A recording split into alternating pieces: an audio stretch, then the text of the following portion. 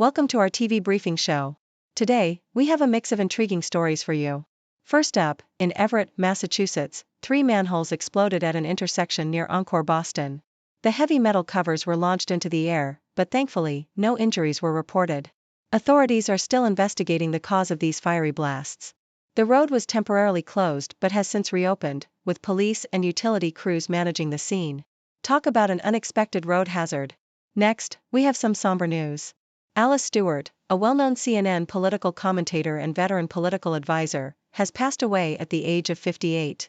She was a significant figure in several presidential campaigns, including those of Mike Huckabee and Ted Cruz. Stewart joined CNN before the 2016 election and was a familiar face providing political insights. Her sudden passing is believed to be due to a medical episode, and she will be dearly missed in the political community. Finally, Kevin Costner paid a heartfelt tribute to his Yellowstone co-star Dabney Coleman, who passed away at the age of 92. Coleman, who played Costner's character's father in a memorable episode, left a lasting impression on both his colleagues and fans. Costner reflected on their time together, calling it one of the most heart-wrenching scenes he had ever been a part of. Yellowstone's showrunner also praised Coleman's legacy and influence in the acting world. Please stay tuned for the full details on these stories and more. Yahoo US reports that emergency crews responded to manhole explosions in Everett, near Encore, Boston Harbor. 3 manholes ignited at the intersection of Broadway and Bowdoin Street, causing the heavy covers to be propelled into the air. Fortunately, no injuries were reported. The road was temporarily closed but reopened by 7 p.m. Police and utility workers were on site managing traffic. This incident is still under investigation, and further updates will be provided as more information becomes available. The Associated Press shares the sad news of Alice Stewart's passing at age 58. Stewart, a CNN political commentator and seasoned political advisor, was found deceased in Northern Virginia. Authorities believe she suffered a medical episode, with no foul play suspected. CNN's CEO Mark Thompson described Stewart as a cherished colleague and a political veteran who brought vitality to CNN's political coverage. Stewart had a distinguished career, serving in various high-profile GOP campaigns, and was known for her kindness and political insight. Tributes poured in from figures like Ted Cruz and Asa Hutchinson, highlighting her impact and legacy. Yahoo US also reports on Kevin Costner's heartfelt tribute to his Yellowstone co-star Dabney Coleman, who passed away at the age of 92.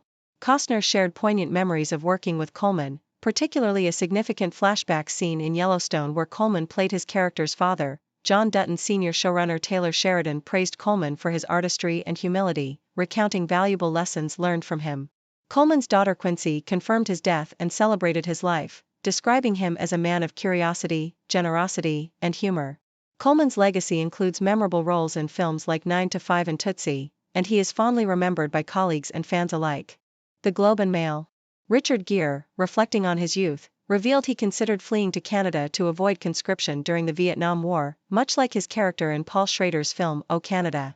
Speaking at the Cannes Film Festival, Gere shared how he ultimately moved to the U.S. West Coast to escape the draft board's harassment. In the film, Gere portrays Leonard Fife, a Montreal-based documentary filmmaker celebrated for his anti-war stance. Leonard, terminally ill, uses a CBC filmmaker's profile to make a deathbed confession, revealing the complexities of his activism. Despite its Canadian setting, the film was shot locally to save costs. Schrader and Gere used the film to critique modern political activism, contrasting it with the more earnest activism of the 1960s. South China Morning Post. Hong Kong directors, after the year 2000, turned to mainland China to produce large-scale historical war epics due to lower costs and abundant resources. Daniel Lee Yenkong's 3 Kingdoms, Resurrection of the Dragon is a notable example, focusing on General Zhao Zilong, a character from the classic novel Romance of the 3 Kingdoms. Andy Lau stars as Zhao, with Sammo Hung playing the narrator, Luo Ping'an.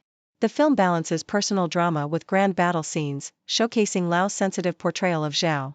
Maggie Q's role as the formidable General Chowing adds depth, despite her initial unfamiliarity with the historical context. The film's modern battle choreography and nuanced characters highlight the director's lifelong connection to the source material. The Toronto Star. At the Cannes Film Festival, Richard Gere discussed his role in Paul Schrader's O Canada, where he plays Leonard Fife, a documentary filmmaker who fled to Canada to avoid the Vietnam War draft. Gere, who faced similar dilemmas in his youth, moved to the U.S. West Coast instead. The film, based on Russell Banks' novel Foregone, explores Leonard's life and activism, culminating in a deathbed confession. Despite its Canadian themes, the movie was shot locally to cut costs. Schrader and Gere used the film to critique contemporary activism, suggesting it often lacks the earnestness and personal stakes seen during the Vietnam era. Gere reminisced about the 1960s as a time of widespread questioning and activism, contrasting it with today's more performative movements. Yahoo US, from May 20 to 26, 2024, Peacock will unveil a slew of new TV shows and movies, headlined by the finale of The Voice Season 25 on May 22. This season, featuring John Legend, Reba McEntire, Chance the Rapper, and newcomers Dan and Shay, promises a thrilling conclusion. On May 24, M. Night Shyamalan's psychological thriller, Knock at the Cabin, inspired by Paul G. Tremblay's novel, debuts, adding to the excitement. Additionally, the week will see finales for Chicago Fire Season 12, Chicago Med Season 9, and Chicago PD Season 11, all part of the beloved Chicago franchise. Other notable releases include Love Undercover Season 1 finale and Big Sky River, The Bridal Path. Yahoo US, Ron Howard's documentary, Jim Henson Idea Man, premiered at the Cannes Film Festival, offering a profound look into the life of the Muppets creator, Jim Henson. The film reveals Henson's boundless creativity, which extended far beyond puppetry to ideas for nightclubs, Broadway shows, and amusement parks. Through this documentary, Howard paints Henson as a visionary constantly pushing the boundaries of his craft. The film features interviews with Henson's collaborators and rare archival footage, including a memorable discussion with Orson Welles. Howard's use of animations and archival materials breathes new life into Henson's story, highlighting his relentless drive and the lasting impact of his work. Telegraph, Gloucester bounced back from a devastating 90-0 loss to Northampton by crushing Newcastle Falcons 54-14, securing a morale boost ahead of their European Challenge Cup final against the Sharks. Gloucester's head coach, George Skivington, expressed optimism for the upcoming final, emphasizing the importance of finishing the season on a high note. The match saw standout performances from Zach Mercer, Chris Harris, and Johnny May, who scored in his likely final home game for Gloucester. Newcastle, on the other hand, ended their season winless, with director of rugby Steve Diamond acknowledging the significant rebuilding needed to lift the team from their slump.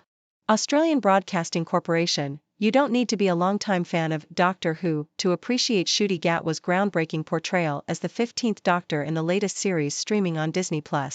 Gatwa, known for his role in Sex Education, brings a fresh and unique personality to the iconic Time Lord, with his black, gay, and Scottish identity seamlessly woven into the character. The return of showrunner Russell T. Davies ensures that this new season is both a respectful continuation and a bold new chapter. With the TARDIS, sonic screwdriver, and a catchy theme song making a comeback, along with a new sidekick, Ruby Sunday, Millie Gibson, the series is an excellent entry point for new viewers and a nostalgic return for old fans. The production value is higher, and while the CGI retains its quirky charm, the overall experience is more polished and engaging. Bodkin on Netflix introduces viewers to a quirky, well-written series set in the quaint town of Bodkin, Ireland. The plot revolves around an American podcaster, Gilbert, Will Forte, and his team, including a jaded Irish journalist Dove, Siobhan Cullen, her eager English colleague Emmy, Robin Cara, and the local driver Sean, Chris Wally. They delve into the town's unsolved Samhain mystery, where three unconnected people vanished decades ago. The characters' chemistry provides plenty of humor until their investigation reveals that the townspeople are hiding something. This dark, engaging show is reminiscent of Only Murders in the Building and Mayor of Easttown, making it a must-watch. Shelved on Binge is a delightful sitcom set in a Toronto public library, featuring an underfunded and understaffed team led by the people-pleasing Wendy, Lindy Greenwood. Her second-in-command, Bryce, Paul Bronstein, is a far-right white man whose favorite book is Eat, Pray, Love, and is often called out by the no-nonsense junior librarian Jack, Dakota Ray Hebert. The team also includes Howard, Chris Sandiford, who feels out of place. Together, they strive to improve their beloved institution with limited resources while catering to their diverse and humorous patrons. This show is comparable to Schitt's Creek and Parks and Recreation. Super Rich in Korea on Netflix is a reality show that offers a glimpse into the lavish lives of Korea's wealthy elite. Despite the cast's tangential connections, the show is highly entertaining and binge-worthy, much like Bling Empire and the Real Housewives franchise. The dynamic between the hosts adds to the fun, making it a quotable and enjoyable watch. Little Bird on Stan is a poignant drama inspired by the real events of the 60s scoop in Canada, where First Nations children were forcibly removed from their families.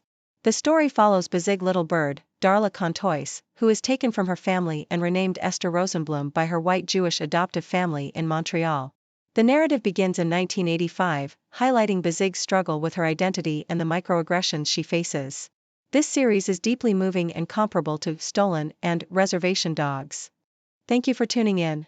The content above showcases the latest briefing reports and analytical synopses, thoughtfully curated by the 6Do team. These insights stem from a wide array of reputable media outlets, think tanks, government sources, and specialized experts worldwide. We encourage you to explore these sources for a comprehensive perspective. Keep in mind that while the content may not always align with the official standpoint of 6Do Brief, it's not meant to be taken as absolute directives for decision-making. Comprising seasoned media professionals, learned scholars, and accomplished scientists, the 6Do team embodies a trailblazing, fully independent media entity. To customize 6Do Brief to meet your professional needs, you have the option to subscribe to a diverse array of briefings on our website, 6dobrief.com. Regardless of your location, you can conveniently receive 6Do Brief via email.